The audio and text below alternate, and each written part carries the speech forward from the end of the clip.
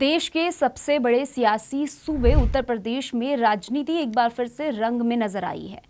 यहां विधानसभा की 10 सीटें खाली हुई हैं, जिन पर उपचुनाव का ऐलान हो चुका है। इसी बीच कांग्रेस पार्टी ने एक बड़ा फैसला लिया है। उत्तर प्रदेश की 9 सीटों पर हो रहे उपचुनाव में कांग्रेस ने अपने उम्मीदवार न उतारने का मन बनाया है, जिससे कि समाजवादी पार्टी को सभी सीटों पर लड़ने का मौका मिल सके। यानी कि अब ये स्पष्ट हो चुका है कि कांग्रेस उत्तर प्रदेश में उपचुनाव नहीं लड़ेगी।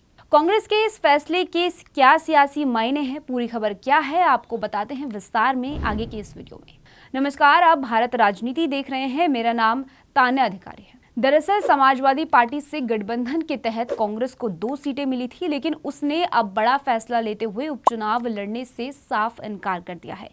खबरों के मुताबिक दोनों सीटों यानी गाजियाबाद और अलीगढ़ की खैर विधानसभा सीट पर जीत की बेहद कम गुंजाइश को देखते हुए पार्टी ने ये बड़ा फैसला लिया है। इसके बाद अब कहा जा रहा है कि इन दोनों सीटों पर भी सपा ही चुनाव लड़ सकती है। कांग्रेस के इस फैसले को महाराष्ट्र चुनाव से जोड़कर देखा जा रहा है।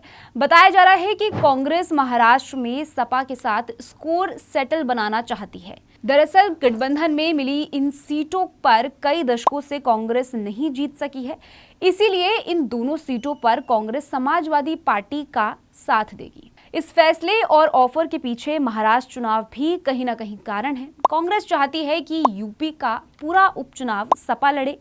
बदले में समाजवादी पार्टी महाराष्ट्र में या तो चुनाव ना लड़े या फिर लड़े तो बेहद कम सीटों पर या फिर 1-2 सीटों पर चुनाव लड़े और कांग्रेस का साथ दे।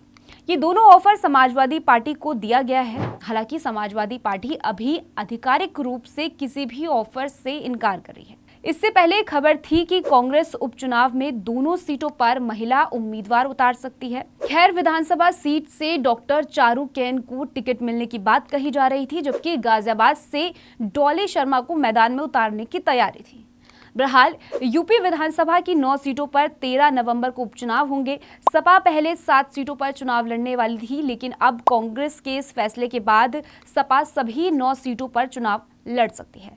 फिलहाल इस खबर में इतना ही। स्टोरी को लेकर अपनी राय हमें कमेंट सेक्शन में जरूर बताइएगा। बाकी देश और दुनिया की ऐसी खबरों के लिए आप बने रहिए भारत राजनीति के साथ।